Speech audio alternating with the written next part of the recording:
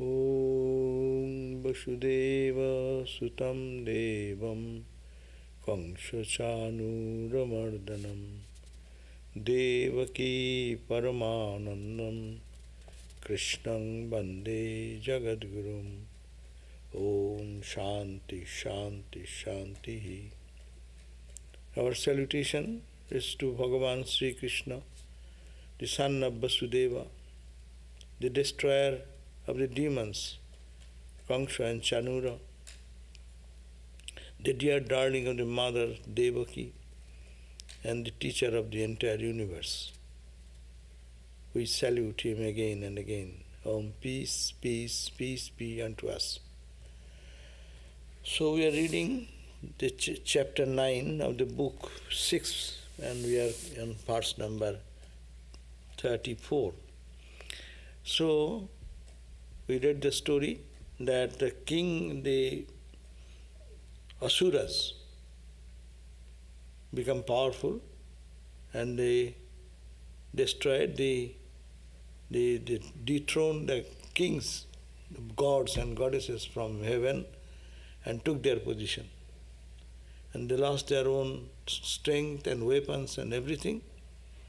And being so, then they went to Bhagavan Narayana, the God from whom Brahma, Vishnu, everything came, and wanted some help so that they can be restored to their position. So they started praying to the Lord Narayana, and this prayer portion, we are reading the prayers, beautiful prayers. So verse number 34, we start. Om, salutations to you, Bhagavan, to you, Narayana, the indweller of all,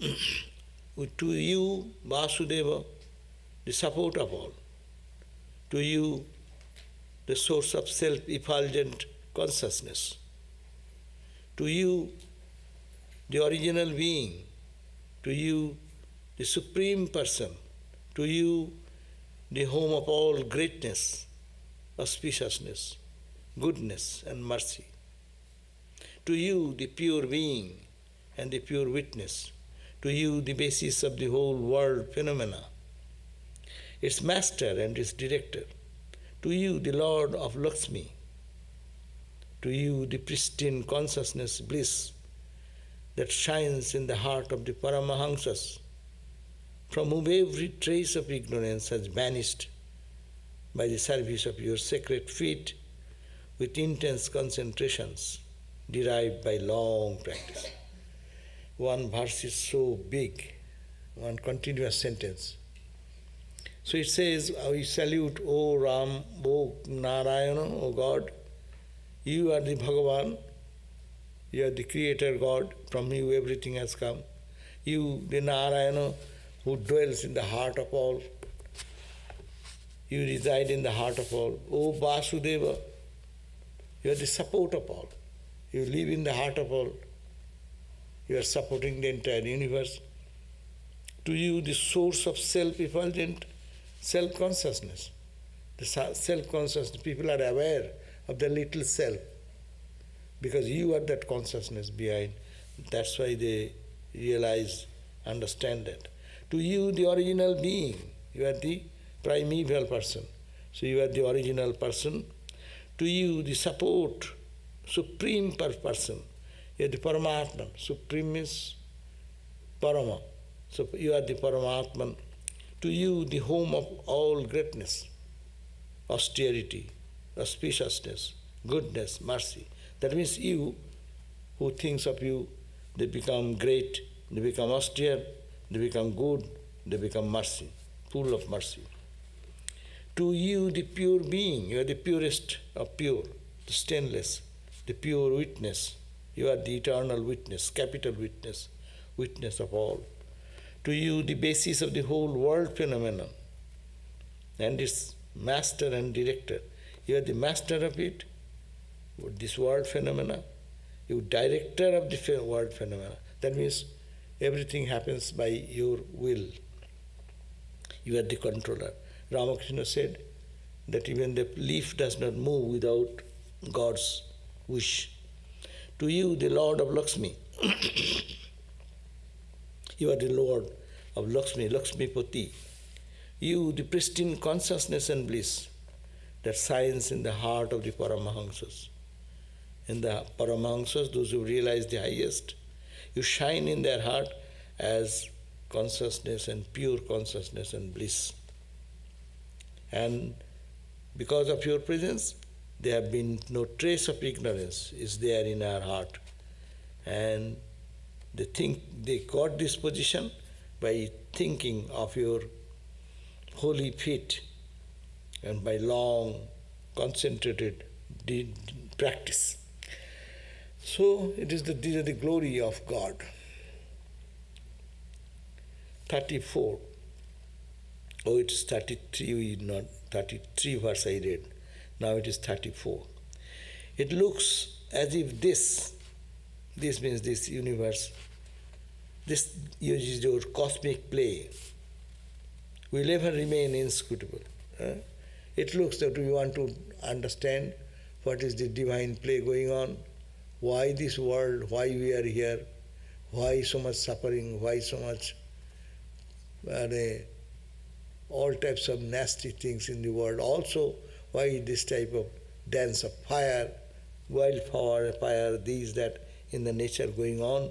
To understand this, it cannot be understood because it is, you remain inscrutable, because without any help of anyone, without a body, even he has no body, without any assistant, you have no left hand, right hand assistant. You who are both attribute and without attribute. That means you are a guna, saguna, nirguna. You are, there is no assistant to you. Anything we want to do, you want to bring this table here, you need someone or you to move it into another place. You want to build a house, you need somebody, some engineer, architecture, workman. But this whole universe has been created by you, but without any assistant. Even the Upanishad says, Eko aham bahushyama, I am alone, I will be many. This is enough. And bahum prajaye eti, it became, the whole creation started coming out of this simple thing. Only he said, I am only one, alone. I will be many. This is the how it happened. That's why it is called Maya. Why Maya? Because it cannot be explained. Why? How? Who will say that? When the creation was not there, when you are not born, I am not born, who will question why it happened? You cannot put this question. So your inscrutable Maya is so powerful that you, one, being alone, only one, without any assistant, without any help, without any body. To create something, you need a body. You are everywhere, all compassion, all pervaded consciousness, alone, interpenetrating the entire reality. And that alone, you become many. There is no second with you to assist you. No assistant, you have no body and no aid, instrument. You are both attribute and without attribute. You do create. You are creating, you created and preserving and destroying. It is your wish. So this universe undergoing no change. This universe is undergoing change. But you will become remaining or transformation in yourself in this process. You are not getting changed. You have created everything and the creation goes on change. But what is inscrutable power of your Maya that you have created, but nothing changing yourself. You remaining unchanged. You created this universe. That's why it is called, it is the magic power. There is no creation at all. Magician, that's why Ramakrishna gave the example. Magician creates the magic, But magician does not change. Magician is the same person. But he is creating the magic. And magic is created out of nothing. And there is nothing and they create. There's examples are there. We saw in early days magicians. I do not know nowadays. Magicians are all the time there, but they're not that popularly. Every day we see that. So in our childhood we saw a magician comes and puts a table like that and black tablecloth and then put a piece of pipe-like thing, iron, with a little tin foil, is a round globe-like thing, round like that, and this big. And you say, hey, see what is there with a stick. Is it anything here? No, no. We all saw. It is nothing. Then it put on the table. And they put another black cloth and said, okay, come here, you come. Then he comes. What do you want? Tell any item. I want some mango. He puts his hand and brings out a mango. Huh? On the table like this, putting a empty round chong and nothing inside his soil, nothing is there. And then put it and putting a cloth. He creates the mango. He has a mango, mango he brings out. How come possible? Someone comes, I say, I have an apple. Apple comes out. If he can create apple, mango like that, then he need not have to show magic. He will be a rich guy automatic. Put your hand and bring out what you like. That is the magic. Magic means the mango was somewhere. He played a trick in to left hand or something. You didn't notice, in a quick fix it, that did it. And then put it inside and bring it out. Something is there. Otherwise, how the mango can be created out of nothing? So that's why it's called magic. This is a magic show. When you are seeing, you cannot deny. But when knowledge comes, then you see it is not there. God remaining the same, have created this entire universe, sustained it, nurtured it, destroys it, itself remaining unchanged, like akasa, like the space. Space does not get changed. The bonfire is going on, no? Thousands and thousands of... Wildfire. Huh? Wildfire. Once? Wildfire. Jayok fire. That fire is going on, and that is called the key fire, airport fire, airport fire. And it is just spreading. But space is not touched by it. Space remaining the space. In the space, there is a location where the wildfire started and it's burning the trees and expanding in all directions. But nothing has happened to the space. Without changing the space, the Satchidananda consciousness, you Narayana, you have created this whole universe without any assistant to help you on your right side. Okay, I will help you in the engineering department, I will help you with the engineering skill. No. No engineer, no architect, nothing. And you created everything. And unchanged, remaining unchanged in your eternal bliss and eternal peace. It is a mystery beyond our understanding. 35. It is a mystery beyond our understanding whether you are like the jiva involved in the evolutionary process of Prakriti, dependent on external factors and subject to the good and evil fruits of one's own action. Are you like a jiva, individual? As we are individual soul, we have our good and bad action, and because of that we reap the result. We suffer, in this evolutionary process of Prakriti. It is good and evil fruits of on action. People, are you also like that? You are the divine entity? Or whether you are only the witness of the whole cosmic process. I do not understand. Who are you? Are you like a Prakriti in the nature? Prakriti means the nature. Prakriti changes. It is 824 cosmic principle is called Prakriti. So the 5 earth, water, air, fire, etc. element, Khiti, Ap, Tej, Marudbam. Then 5 organs of senses, organ of perception, and 5 subtle elements, plus mind, intellect, etc. This is the Prakriti. And this Prakriti is always changing. The body is changing every moment, mind is changing every moment, understanding is changing every day, ego is changing, so Prakriti is changing. So you are like a Prakriti, like ordinary Jeev, you are also changing. Or whether you are the only witness, that is Purusha, of the whole cosmic process, abiding your own bliss, actionless and overseeing. So I am puzzled. I cannot describe who are you this or are you this? That is beyond understanding. That's why God is called it. You cannot understand the real nature of God because there is no two. To understand means there should be one person to understand, one object is there to understand, and there is a mechanism to understand. You are there, I am here, two. And the instrument is the eyes. And behind the eyes, the knowledge. Mind is there, buddhi is there. Therefore, I understand someone is sitting in front of me,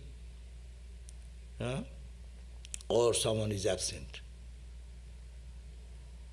But when there is only one who will understand that, so I do not understand what is your nature.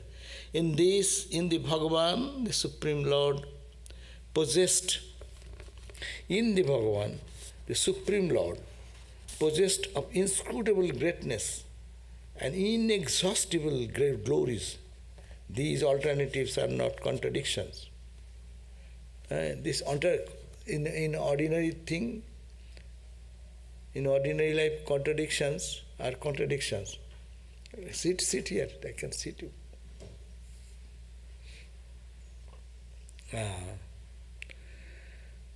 Contradiction, this life is contradiction. But you know, the Lord, there is no contradiction. It is inexhaustible greatness, inexhaustible glories. It is all there in the Supreme Lord Bhagavan. These alternatives are not contradictions. You are beyond the understanding and capacity of the modern controversialists, whose mind have been made turbid by a system of sophistry based on the false authority, on mere guesswork and on false argument. People are thinking about creation so many ways. They are modern controversialists. I mean, they see there is a controversy. If God has created this universe, why so much suffering? Very fundamental question. God is all good, God is all kind. If God is all kind, why there should be so much trouble? So why there should be so much atrocities? Why there should be so much pain and people are becoming brutal? Why? Why God is doing this? Why devastating flood? Why this wildfire? And on one side you say God is all compassionate, God is all protecting. No, God is all protecting, and this is the another side, God is putting the fire. Flood is coming, and people are swept away. Bombing is happening in one country, is bombing on another. Why this? Innocent people are being killed. Well, what God is doing then? There is a question, no? 9/11, today is what? Today, 9 by 10, not 9 by 10, 9 by 11. So, 9 by 11, what happened in 9/11? What God was doing? Was he sleeping? These innocent people, they don't do anything, and only boom, boom, boom, and then destroyed so much life and so much. What happened? What God was doing? It's a question. On 9/11, Swami Vivekananda gave that famous lecture also. That's also. What God did. 108 years earlier. Yeah. That given it, true it is given, but that does not stop the contradictions. Swami Vivekananda says, yes, we are all one and this and that, all are leading to God, we are all divine. Similarly, this is the contradiction. Why 9/11 on this year and 9/11 on that year? Why God is all kind? Why these two contradictory things? That's why it cannot be solved. Main thing he is putting out, oh Lord, your glories cannot be understood by seeing the phenomenal universe. To find the cause, why the right cause, why this contradiction? Very pertinent question. If God, you say, he is very kind and compassionate, and kind and compassionate person, why he is doing this type of opposite things? So he is not stable person then. His mind is not working in a nice way. So Vedanta can only give the example there. Yes, there is nothing right or wrong, good or bad. It is all your imagination, all in Maya. Like night dream, you are dreaming. It is not reality anywhere. That can solve the problem. But for God, the Creator, my Father, loving Father, my most dear brother, he is my everything and he is torturing me. Why? Why this? So in duality you cannot find a solution here. Only you say it is Maya, or you can also save yourself by another argument that it is the play of the Lord. All in the big films, movies, which are created with participation of thousands of people, no? In the war, picture this, that, marching soldiers and this. So when you find so many people, and they are all being paid, all are being paid to play in their role. Someone is killing someone, someone is falling in love with someone, someone is cheating someone. Why is this going on? Well, it's for fun. We are all friends. We want to enact. We want to play for fun. And when the drop scene comes, movie is over, then we are paid. And we said, hey, how did I play? You said, hey, how did I play? You are all friends. There is no two. But this contradiction happens only in Maya. Or you can say it is by the Leela. Two explanations. Bhakta says it is God is playing. But why he is playing? Play. There is no meaning of play. Why you select a book like that? The producer selects a certain text or certain book written by, or producer asks to write the, what you call the writer, what you call, playwright, you write this. And then when they write it, then he selects who will select the actors and actresses, no? Selection. He is not fit in. This person will be fit, or that person not. And in that play, if you don't play the way you should play, then you are discarded. You are not selected. If you have to play in a violent role and you become a meditative person there, will you be taken as a player there in the role of that act? You will be accepted as an actor in that role? Where you have to be really very brutal and you say, I love you, love you, love you. You will make a mess of the entire drama. So similarly, it is just play going on, God playing with God. That's the bhakta will say, devotee. Only one God, he residing in the heart of all, and it is his. That's why it's a cosmic play.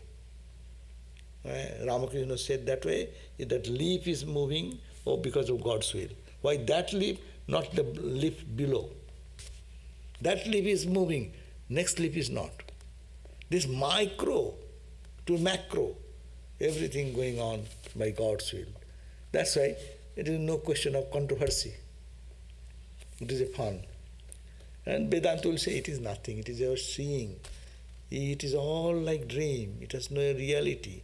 So long you are here, you are here. This moment passes. That does not come back in your life again. So this cannot be understood.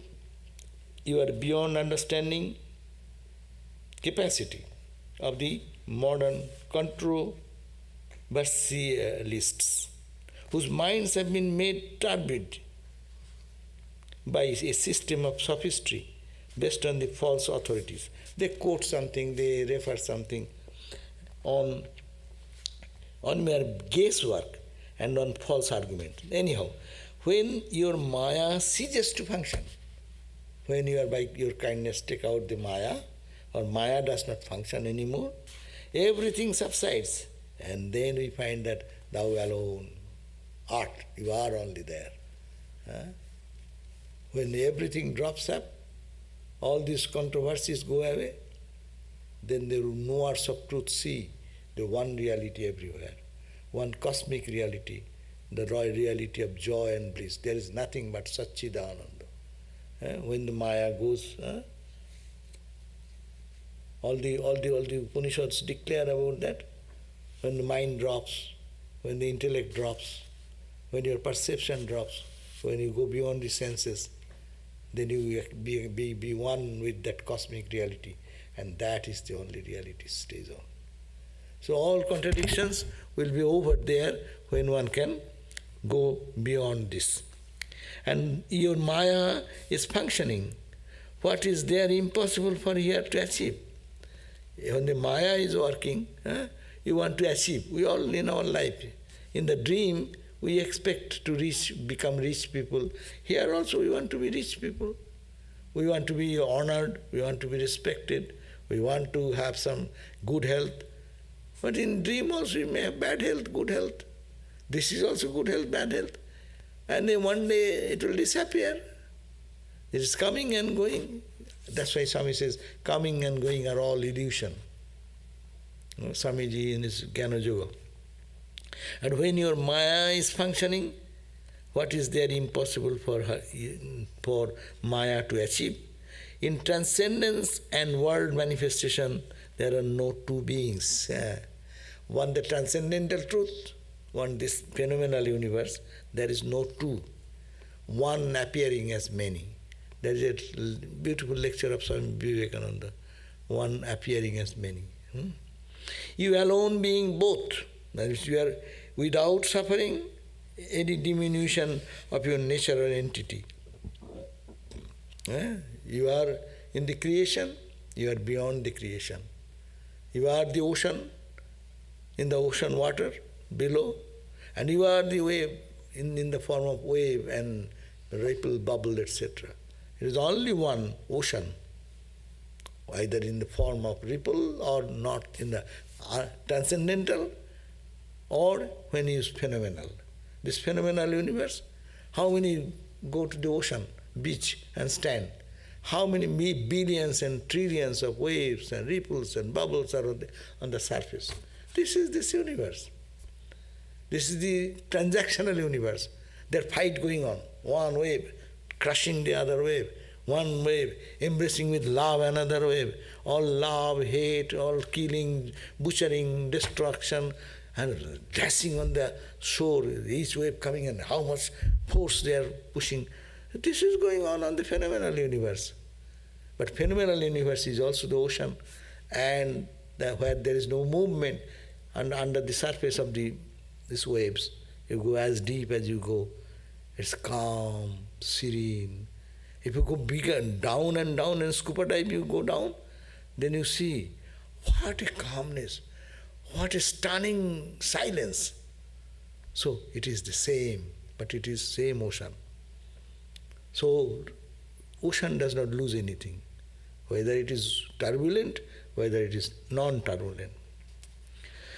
According to the nature of the mind's receiving, whether they are poised in equanimity or agitated, according to the nature of the mind's perceiving, our mind is disturbed mind, so we see the disturbance everywhere. Whose mind is in peace, he sees peace everywhere. You do manifest differently. As a piece of rope is manifested to different people as a snake, a garden, or a streak of water. No? The same rope appearing to three people in going in darkness. One may say there is a streak of water, another may see that there is a snake, another may see there is a garden on the ground. As is the one's mind. So we project this thing. It is God only, but we project it, we call it in different name. He alone is the truth. in all being. He is the Lord of all and is the ultimate cause out of which all material agents of creation have sprung. Yeah? The Lord is, He is the Lord of all, the Satchidananda consciousness, no? This Narayana is the Lord in all. Is the ultimate cause of which all materials and agents of creation have sprung. No? Everything has come out. All this foam, bubble, wave, ripple, huge wave, billows, all have come out of the ocean. By His indwelling,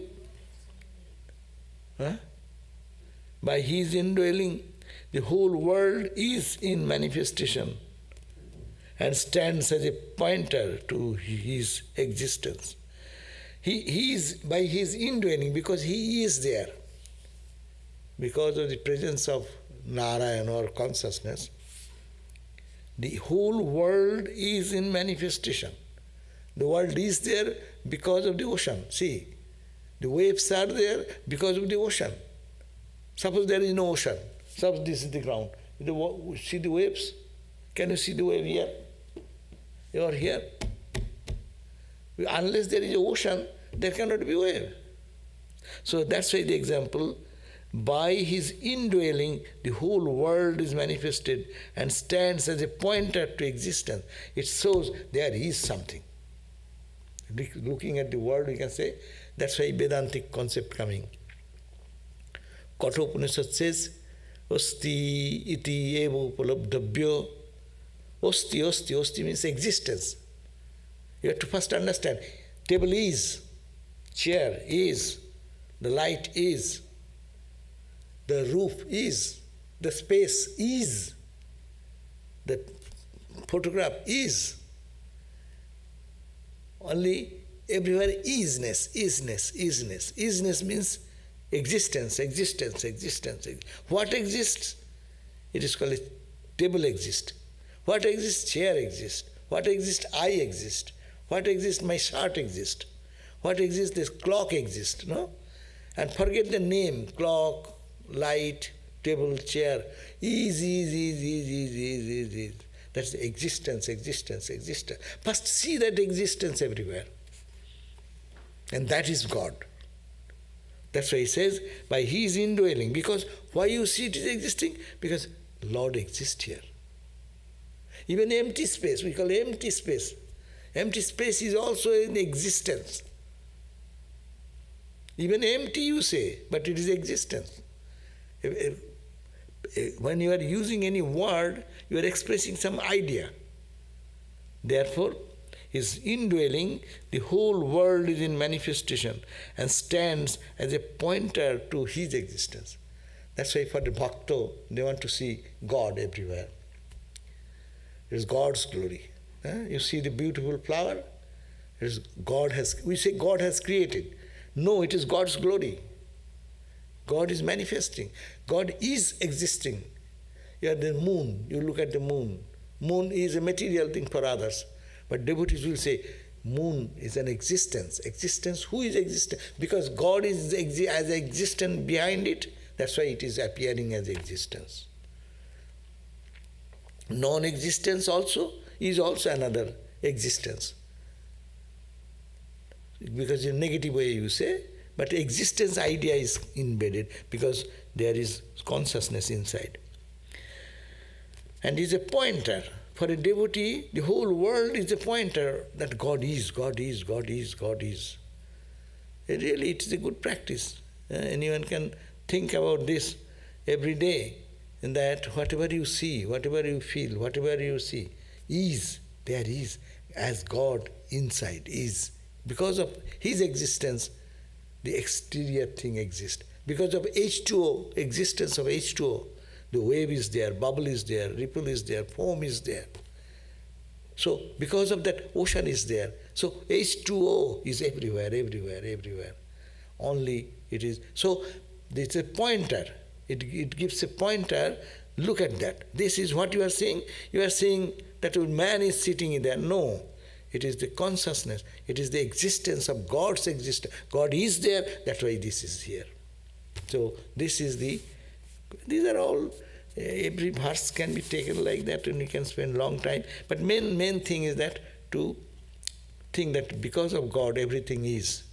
Without God there cannot be anything. As I gave the example, the waves or ripples cannot be here on the table. It only can have when there is a support. In a lake you can find because the reservoir of water is there. In a pond you can have it. In the ocean you can have it. But there is no groundwater, only the waves are there. It is a false. It cannot be. It is beyond imagination. You cannot see anything. Only you can see miracle. Where? You can see that water. Where?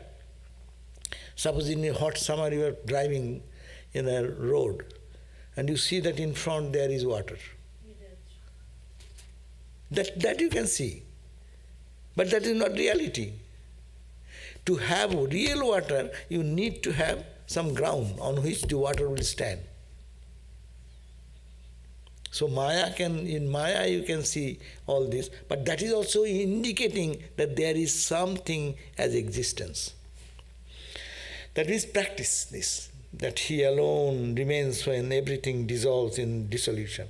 He is there when it is created this way, and He is there also when everything dissolves. All the waves, sometimes ocean becomes very calm, no? No wave sometimes. At that point of no wave,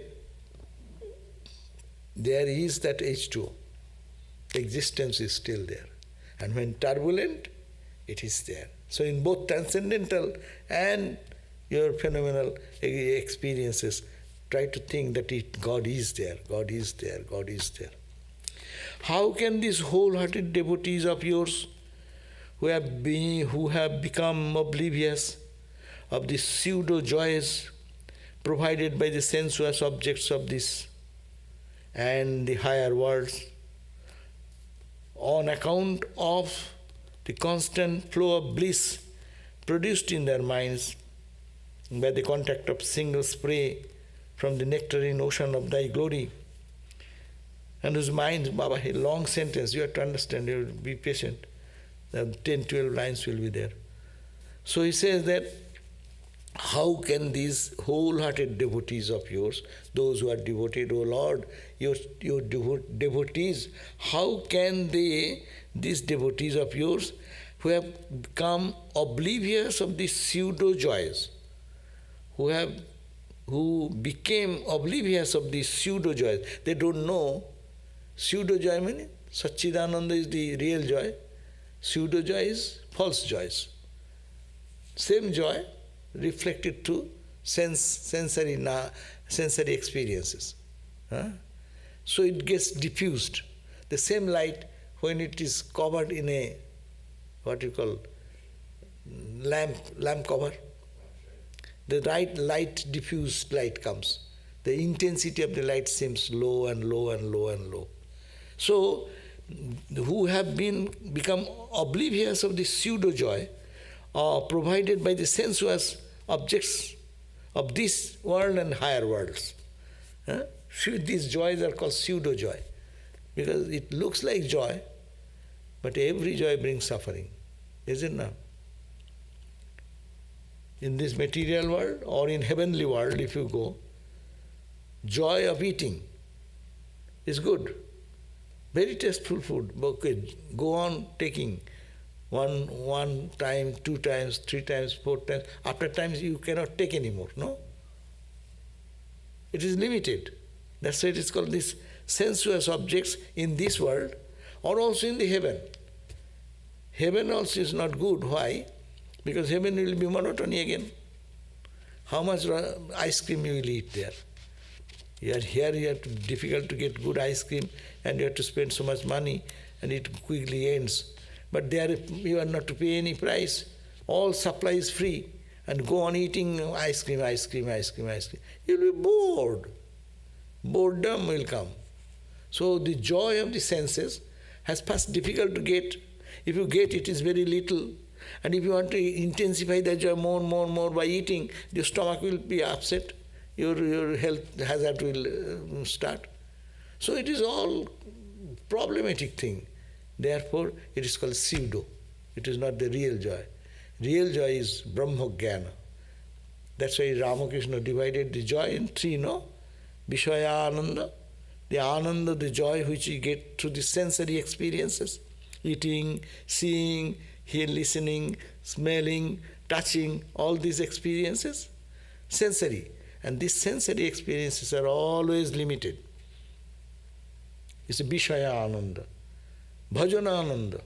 You can get the same joy. Suppose you are chanting the name of God and dancing and singing in the name of God, praying very intensely with tearful eyes. There is a great joy. That is a higher joy. Because you are not depending on many other things but your mental world.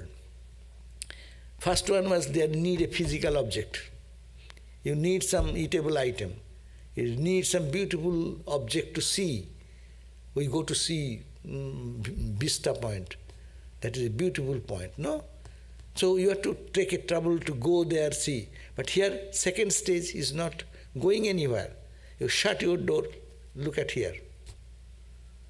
Or you get ecstatic in the name of God. That means you forget about the external. You drive internal. That joy is better joy. Bhajana Ananda. And driving deeper and deeper and deeper when it goes to Samadhi, that's the Brahmananda. So this is the Ananda, it is there, but this world, the Ananda, the joy we get, it is pseudo, it is false, it is momentary, it vanishes and it brings suffering, whereas the internal Ananda, joy, will bring more and more purity in the heart, unselfishness in the heart. And the sensuous objects of this and the higher worlds, on account of the constant flow of bliss produced in their minds by the contact of the single spray from whose nectarine ocean of your glory, and whose minds have been attained to the peace that is in you, the soul of all beings. How, O destroyer of Madhu, can such holy men, devoted to truth, having you as their only friend and dear one, ever wakeful in their quest of you as the highest goal of their life, can they forget the service of your lotus feet, attaining which there is no return to this transmigration? So who is a fool like that, who will be engaged in the sensory experiences of the world only and not pay attention to serving you mentally by worship you and engage themselves in the service of God, your service, and thus purify your heart and reach that state of freedom, or transmigratory life. 40. O you, the soul and resident of the three worlds. The address is very good. O you, the soul and resident of the three worlds. In the three worlds means Sarga, Marta, Patal. The netherworld, the earth, and heaven. All these planes, what people conceive, you are everywhere. So you the soul and resident of the three worlds, you the measurer of the three worlds by three strides, you the director of the three worlds, you the bestower of joy on the three worlds. Though the asuras, the sons of deity, too are manifestation of your glory, the present not being the time for their ascendancy, you did suppress the asuras by assuming through your Yogamaya various forms in your incarnation among gods, men, subhuman, and aquatic creatures, and punish them according to their offenses. But though you live everywhere, though the whole universe is your creation, though all the asuras are also your children, but though you have to suppress the asuras now by your Yogamaya, by your wish, you can change everything. So please exercise your power of Maya to subdue these demons, asuras, and punish them so that they can be peaceful, and they allow us to go back to our own kingdom. In the same way, deign to destroy the son of Twasta. Who is the son of Twasta?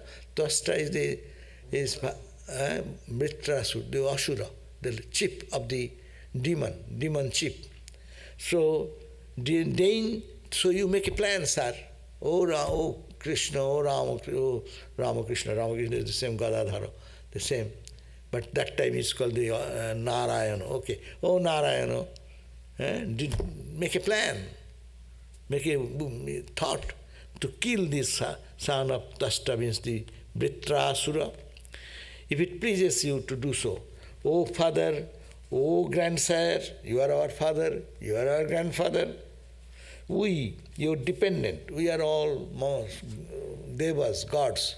We are gods, we came to you, you are your children. So, your votaries, we support you, we depend upon you. Have our hearts chained to your lotus feet through constant contemplation. Our heart is corrected to think of you only, oh Narayana, please help us. How will you help us? Granting your vision. Give your, just grossly appear before us. And you have made us your own. And you are so gracious by your prayer, you have appeared before us. And I am praising you, praying you. So what a grace, kindness you have shown to us. And now is do the second part. This deign to assuage the intense grief gnawing our hearts by casting on us thy look, lit up with a loving and sympathetic smile, and accompanied by the sweet and continuous flow of your nectarine speech. No? So now be kind to look at us and bestow your blessings so that we can get your words to fulfill our desire. O Lord, creation, preservation and dissolution of this universe, that is 42 verse. O Lord, creation, preservation and dissolution of this universe, form your sport with your Yoga Maya. Within all beings you are present as Brahman and as the indwelling self, and outside the nature as Prakriti. So you are residing inside as consciousness, the self, and outside as the nature or Prakriti. And according to the requirements of time, region and embodiment, you as their material cause and revealer, you are the witness of every experience of theirs. You are without being attached to the least, like the sky. So you are behind everyone, but you are not attached. Whatever happens in our life, when we love someone, we get attached. God loves us all, but He is detached. So you suffer your karma, good, bad. God will say, I love you, I am there with you. But suffering is yours. You do good, you will get it. You do bad, you will get it. So He is detached. It goes on your work. You have created that bad work, bad result, good work, good result. I am not doing anything. Sun is not telling everyone to do good thing or bad thing. But under the light of the sun, people are killing, people are loving, people are doing all good and bad things. No?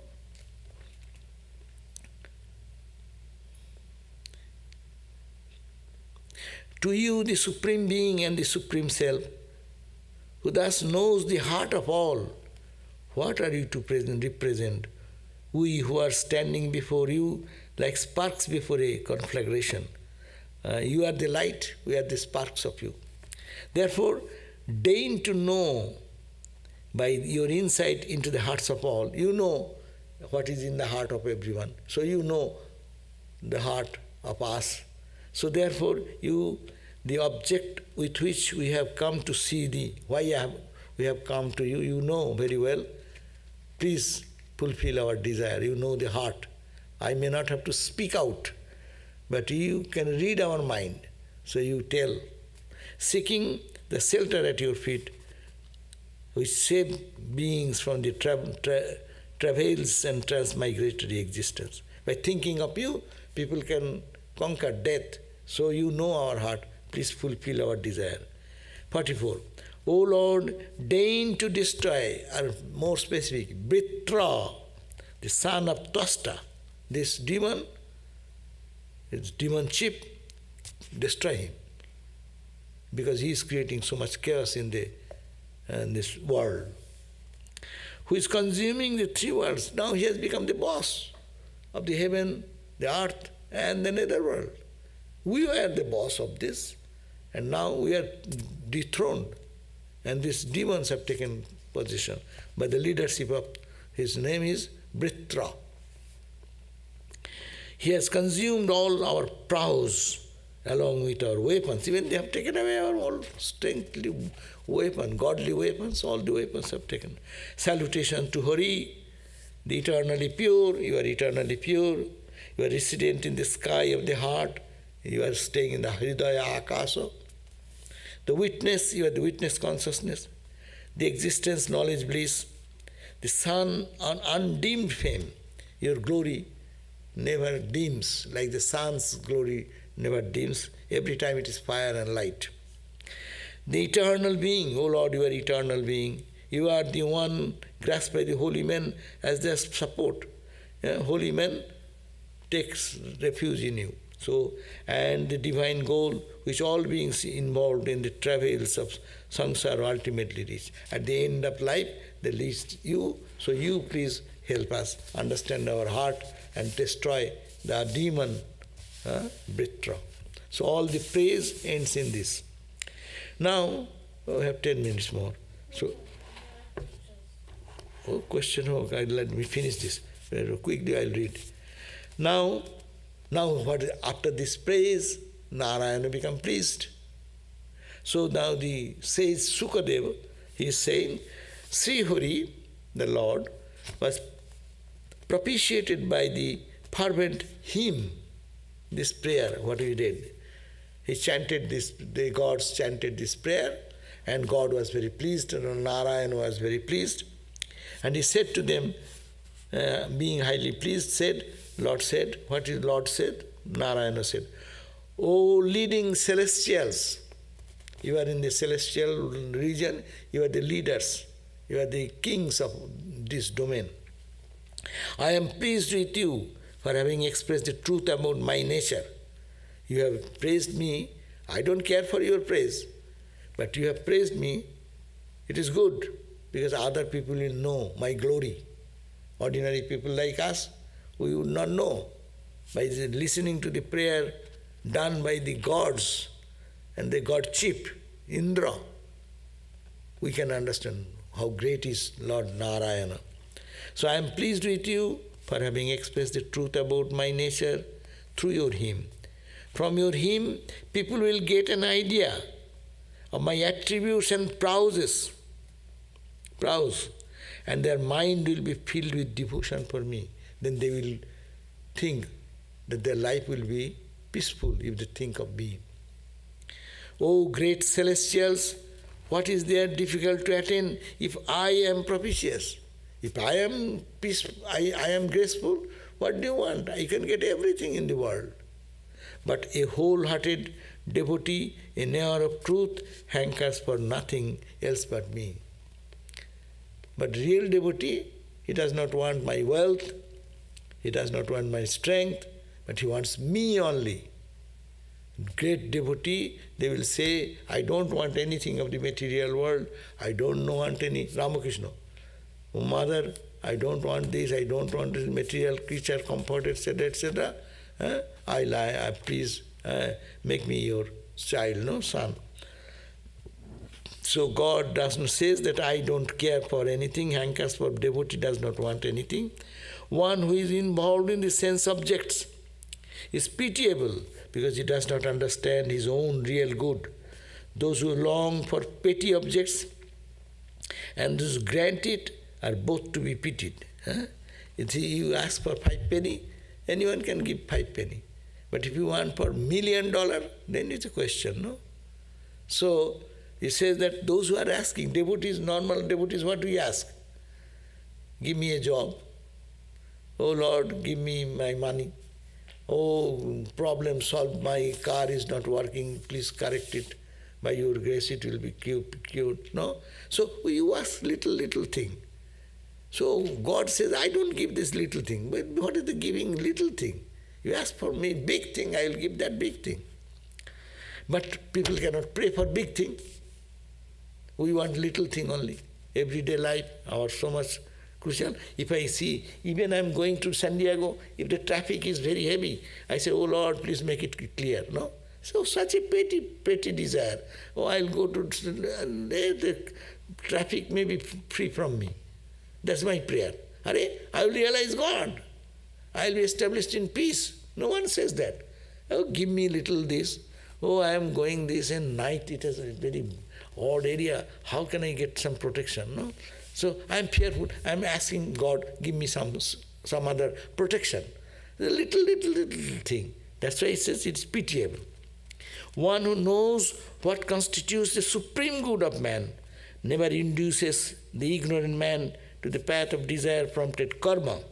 A good physician will never allow his patient to take unwholesome food, even if the patient likes to do. Now we don't listen to doctor, but early days people used to listen to doctor's prescription. So therefore, O Indra, the god of gods, may good befall you. This is verse number 51. Approach the great, now God is giving the way how to kill the Vritra. Approach the great Rishi Dadichi. Dadichi was a sage, Dadhyang. Beg him to give his body. Dadichi was a sage. You go and beg, O Indra, the god of gods, you go pray to the great sage Dadichi. His name is Dadichi. And say that you give your bones, that means you give your life, and we will create Narayana says that you create a weapon out of that. Vishwakarma, the god of the engineering chief of the God's department is Vishwakarma. So Vishwakarma will create a weapon which will be only the weapon to kill Vritra. So that's it. Beg him to give you his body, which has been fortified by meditation, vows, austerity practices. 52. The sage Dadichi is a great knower of Brahman, the partless infinite Brahman. He taught the meditation on Brahman known as Aswasiras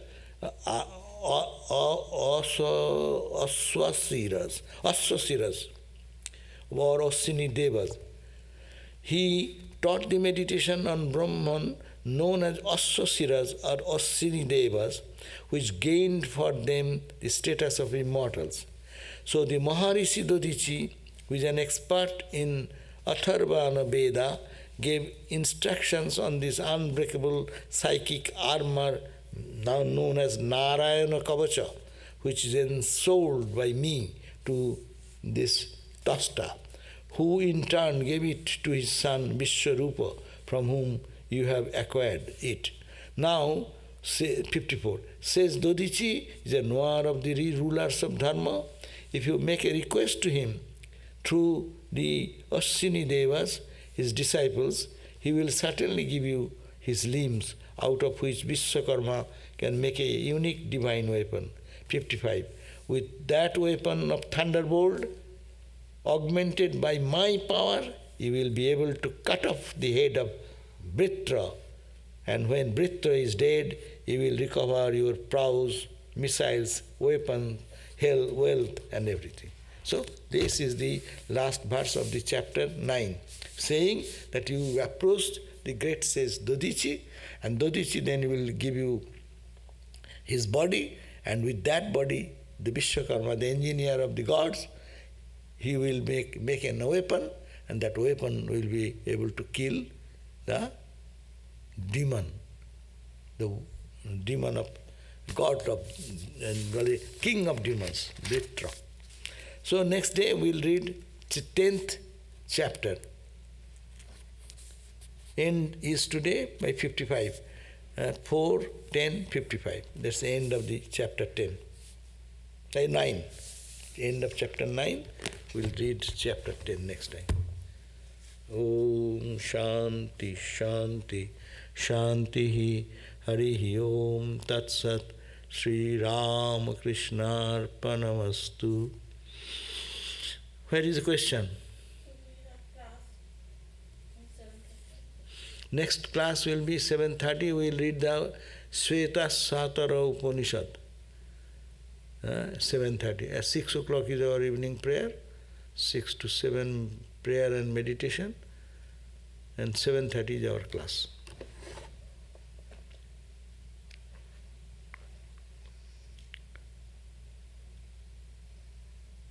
কোথায়?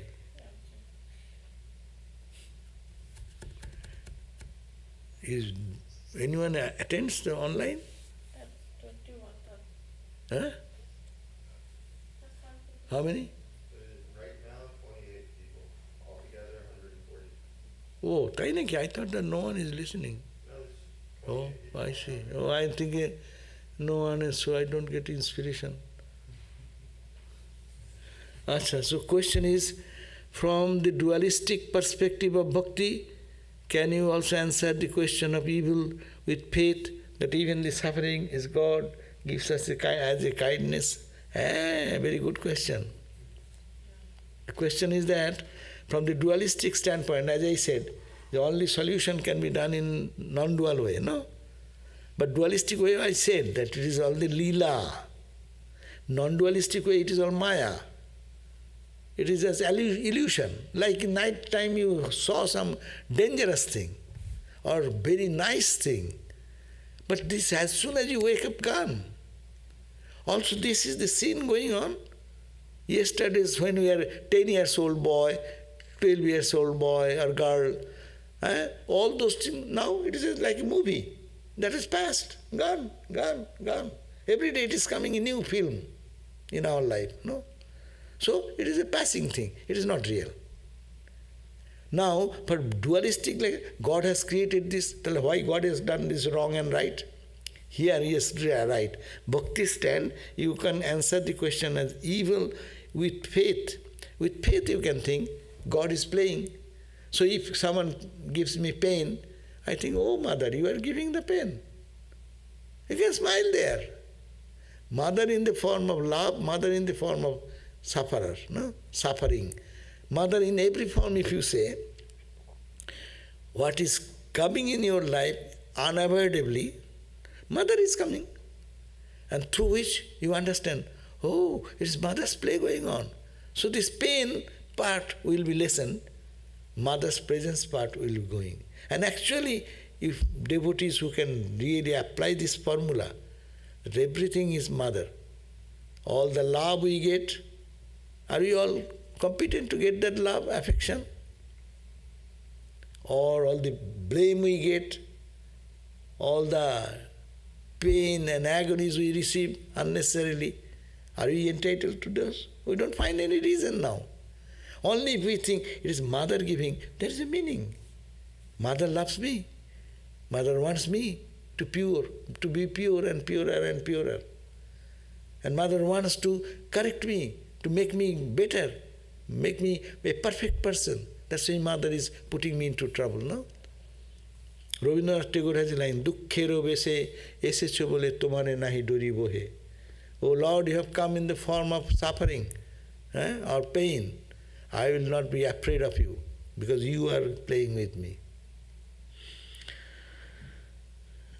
Another question. What is the source of thought? From where the thoughts are coming. Oh, what is the source of thought? Achha. Are we imitating God on a smaller scale? Thought is coming in the mind. And behind the mind cannot function unless there is a inspiration behind or light behind. So ultimately everything is coming from God. So all the thoughts in the world, in the cosmic level, all came from God. You are tuned to one channel, I am tuned to another channel. Here in this room, all the 500 TV channels are here. I cannot see anything, but put an instrument and you click the channel 10, you can see what is going on channel 10. And then I put it on the corner another TV and put it 20. 20 channel will be working. All are working together here. All are coming from him. But the individual machine grabs one idea and all the thoughts are coming from that. So yes, are we imitating God's on a smaller scale? Yes, it's God's will is working through us.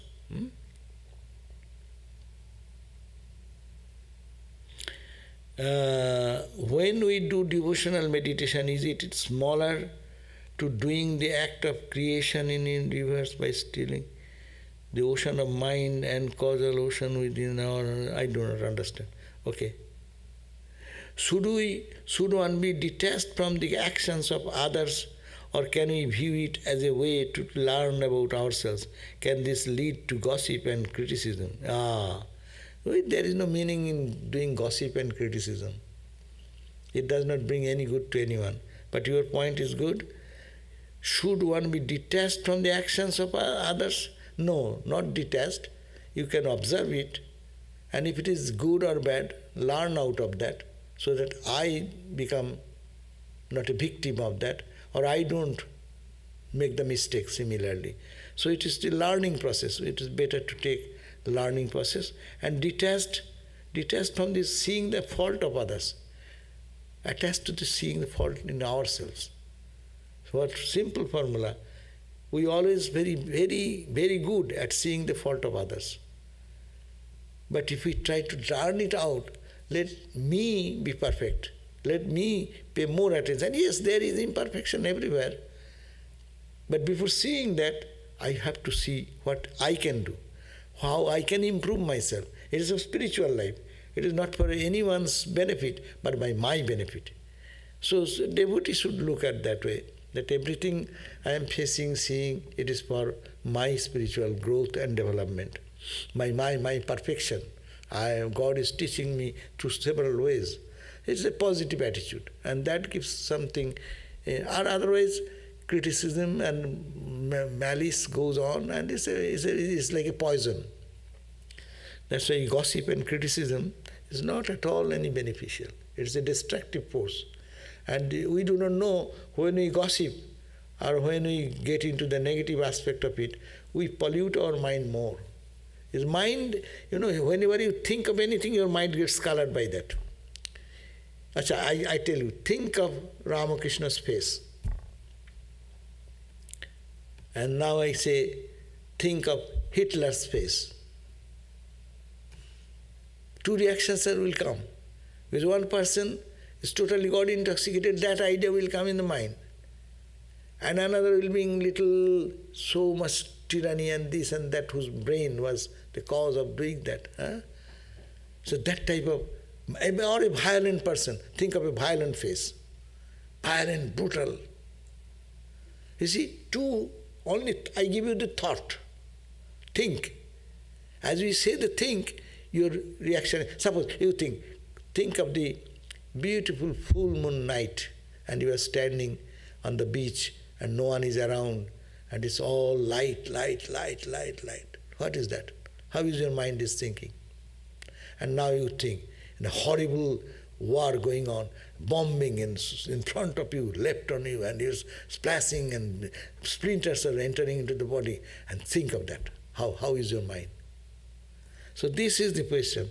Our mind can be kept in noble thought. It's my benefit. Otherwise, it is creating an impression in me. Nothing is lost. Every bad thought will make a seat in here. Every good thought have a seat in it. And it only come in time.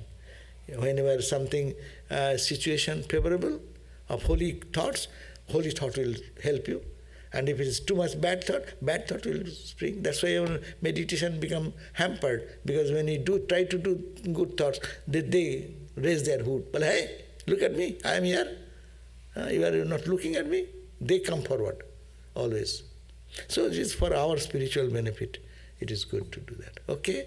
So thank you. Ask it. I have a question. Bolo.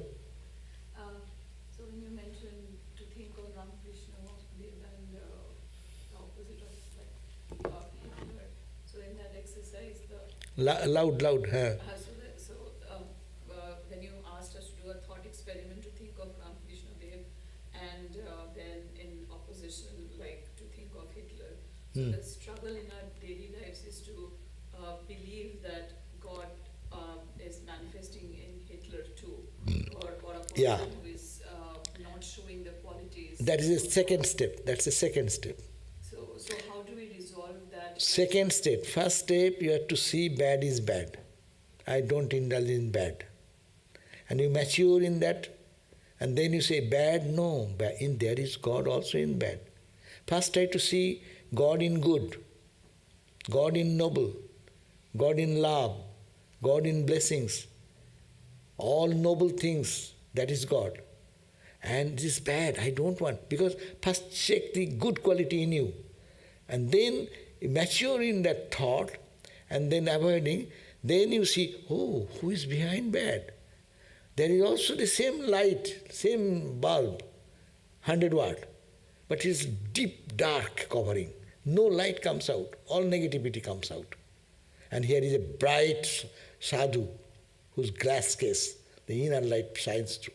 Let me first go through good and then advanced stage, see it both.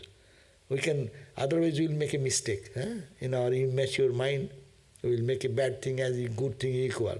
That means I'll do bad thing, I'll say it is also God, because it is God. And good thing, oh, it is also God, so I can steal, oh, it is also God. And then, oh, I am helping someone, it is also God. So to have this confusion. Another question. Raja Maharaj said, give the body to the world, it will be destroyed. Given it to God, it will be protected. But many direct disciples suffered bad health. How to understand this quote?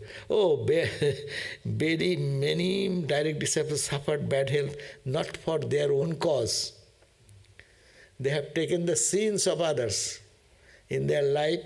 When you realize God, then you cannot do anything. And they are not like ordinary person. The Ramakrishna's disciple, they are all great rishis of the past.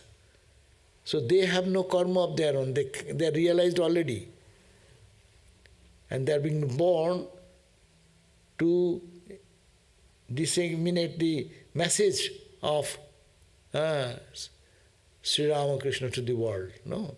So they have no karma of their own. Ramakrishna said he suffered throat cancer. Vivekananda died of diabetes and other things. Mahapurush Maharaj Shivananda was totally, he was totally paralyzed. So asthma, all this, it is for taking the other sins, taking their bad karma into them.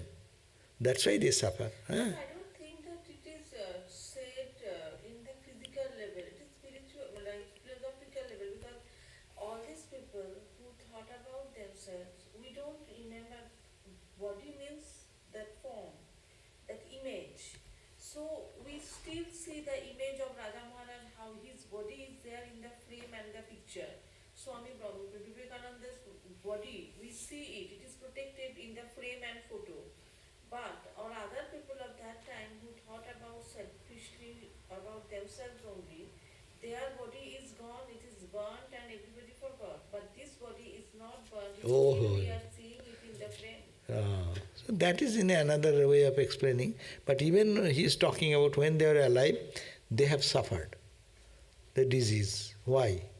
They are so pure, they should not suffer.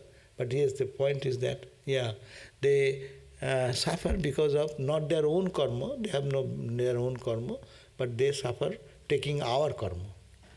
Suppose I go and salute. What is protection? Protected. How the body is protected? Body protection means, he means like that. Give it to God, it will be protected means.